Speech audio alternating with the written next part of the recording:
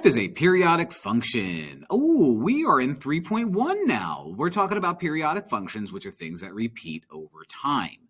One period of the function is shown in the graph above or below because, again, I stole this from the internet, hence the name of the series. Using this information, find the value of f of 0. Well, this is periodic, which means it does this and then does it again and then does it back here all over the place.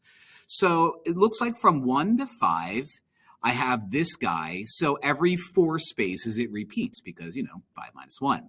So what I'm going to do is I'm going to trace this to the best of my ability, which is pretty bad because I'm not good at tracing, although I'll give myself a little bit of credit there.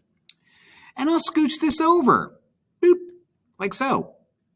And so now what I see is I see f of 0. And f of 0 exists right there at -1. So f of 0 is -1. Thanks for watching.